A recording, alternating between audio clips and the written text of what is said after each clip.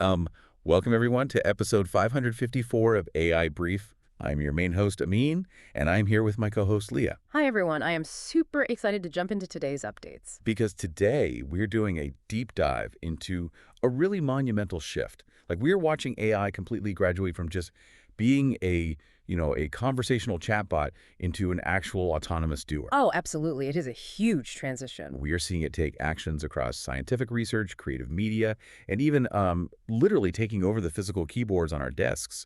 We have got Anthropic's new Sonnet 5 and Claude Science releases, plus Google's lightning-fast new media models to cover. And I think what really ties all of these updates together for you, the listeners, that the industry is clearly moving away from just raw benchmark chasing. Like they are not just trying to see who has the smartest conversationalist anymore. It is all about deeply practical, workflow integrated AI now. So let us get right into the new updates. Anthropic just dropped Sonnet 5, which is their new mid-tier model. But I have to say, looking at the notes, the timing of this feels incredibly awkward. It really does. Because it is arriving completely in the shadow of their highly anticipated frontier models, Mythos 5 and Fable 5. And for context, the U.S. export controls on those heavier models lift in exactly 18 days. So Sonnet 5 is stepping onto the stage while everyone in the audience is already looking at their watches. They are definitely just waiting for the main event. But overlooking Sonnet 5 would be a massive mistake. The technical leap here is it is completely centered on agency. Anthropic is explicitly calling this their most agentic model yet. Which is a buzzword we hear a lot, but what does that actually look like for someone sitting at their laptop? Well, it means it actually surpasses their previous top-tier model, Opus 4.8, specifically in knowledge work. It can operate web browsers and computer terminals to carry out these really long, continuous jobs. Wait, so it is actually browsing for you? Exactly. You give it a complex software engineering task, and it does not just spit out code. It actively navigates your terminal, runs the code, reads the error logs when it inevitably fails, and then just debugs itself and iterates. They're bringing that high-end agent behavior down to a much cheaper tier. And how much cheaper are we talking? Right now, it is priced at $2 per million input tokens and $10 per million output tokens, although that will bump up slightly to $3 and $15 after August 31st. Okay, so it is this brilliant agent, but here is where I really need to push back. I was looking at the release notes, and it is like hiring a genius assistant who can navigate complex terminal commands, but is somehow terrible at locking the front door. That's a very good way to put it. Because the cybersecurity performance actually dropped compared to the previous version, 4.6. Anthropic said plainly they did not deliberately train it for cyber tasks. Why intentionally build a blind spot like that? It is a direct, very awkward result of the regulatory entanglement surrounding those larger Fable and Mythos models you mentioned earlier. Oh, because of the export controls? Precisely. High-level cybersecurity capabilities are exactly the kind of trigger that invites strict regulatory scrutiny.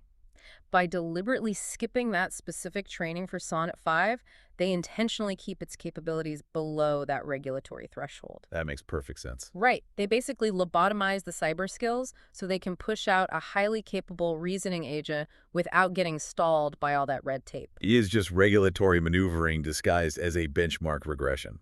But moving from general knowledge work, Anthropic also pushed into highly specialized scientific work with Claude Science. Claude Science is fascinating. Think of it as a unified macOS and Linux hub. It brings paper review, figure making, and heavy compute jobs all into one single environment. And the big advantage here is the integration, right? Yeah. Because it links over 60 different scientific databases, All right. like genetics, proteins, chemistry. Yes, so researchers completely avoid that manual data wrangling, and crucial for real science, it has an auditable track for fact-checking. Plus, sensitive data sets actually stay on local lab machines. Which solves a massive compliance headache for labs dealing with highly regulated patient data. It really does. And it fits their broader push into science. They just announced their own preclinical drug discovery program for neglected diseases, and they hired DeepMind Nobel winner John Jumper. Wow, they're really building an end-to-end ecosystem. But shifting gears from logic to creative media, Google also just dropped 2 massive new API models. They did.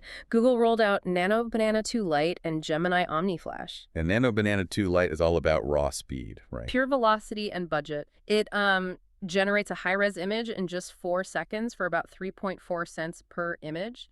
It is strictly designed for fast, bulk workflows. 3 cents is basically free at an enterprise scale. Mhm. And then OmniFlash handles the video side. Exactly. OmniFlash generates and edits 10-second video clips for 10 cents per second. Hmm. On the leaderboards, it is trailing only Seedance 2.0, but Google's real killer pitch is linking the two together. Right, offering them as a unified workflow. Yes, so developers can string them together. Users generate a static conceptual image instantly with Lite and then immediately pass it to OmniFlash. It uses multimodal reasoning to understand the real-world physics of that 2D image and animates it into a dynamic clip. So we have all these new agentic and multimodal capabilities, but they require a staggering amount of infrastructural support. So I will hand the floor over to you to cover the ecosystem and hardware making this all happen. Let us start with the hardware and compute layer, because this is where the real bottleneck usually sits. Etched just announced a massive $800 million in funding. That is a staggering amount of money. It is, and they revealed a working inference chip running within a full server rack. And they are backing this up with $1 billion in customer contracts. So they have the actual specialized hardware ready to go. Exactly. And alongside that, OpenAI just announced they have found a compute multiplier that more than halves their inference costs. A compute multiplier, what exactly is that? Think of it as an algorithmic breakthrough. It squeezes more than double the mathematical operations out of the exact same silicon. They announced this alongside their new jalapeno chip. So inference is getting much cheaper. Which is really the only way running multi-step autonomous agents becomes economically viable. Precisely.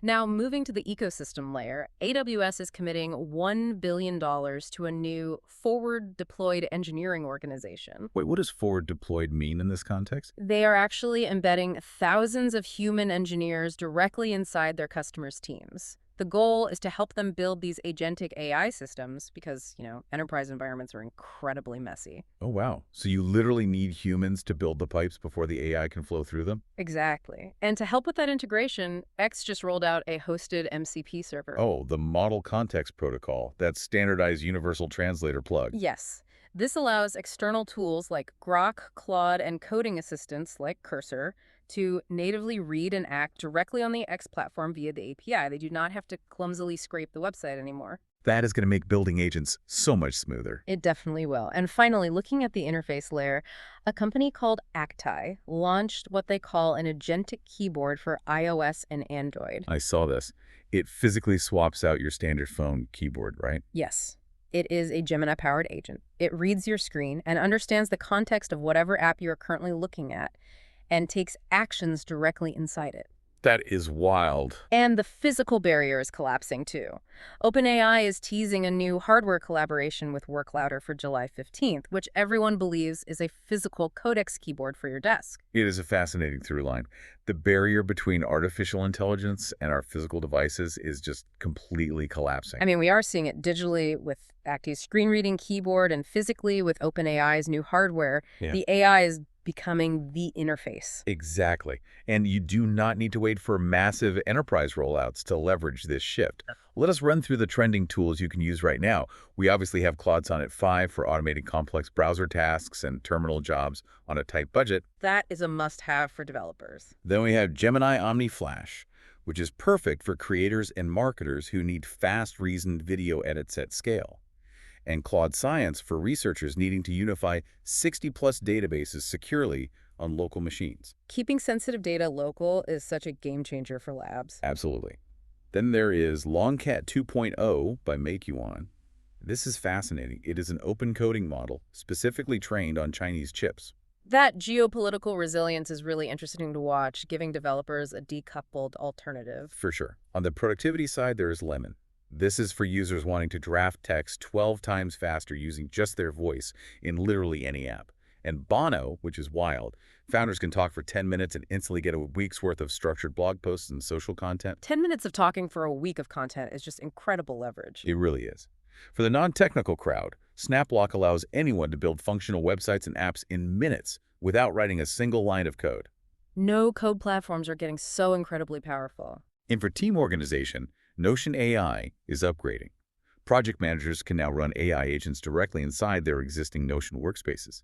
Finally, Zaro is designed for enterprise teams that need to build custom agents, strictly using proprietary data they exclusively own. I mean, when you step back and look at tools like Lemon, Bono, and Acti's agentic keyboard, they all point to the exact same conclusion: the death of traditional typing. AI is just taking our raw voice and intent and transforming it directly into finished products. Which brings us to the ultimate takeaway today. As tools like Sonnet 5 and these agentic keyboards start taking over our browsers and apps, we are rapidly shifting from prompting AI to actually supervising AI. The assistant is actively operating the machinery now. Exactly. But I want to leave you with one final thought to mull over. If these autonomous agents start doing all the clicking, all the reading, and all the web browsing for us, what happens to the internet itself? If the AI is the one navigating the UI, the very concept of a visual website might just become a relic of the past. It completely flips the architecture of the web on its head. Thank you for joining us as we navigate these massive shifts. Keep exploring those ideas, and we will see you in the next episode.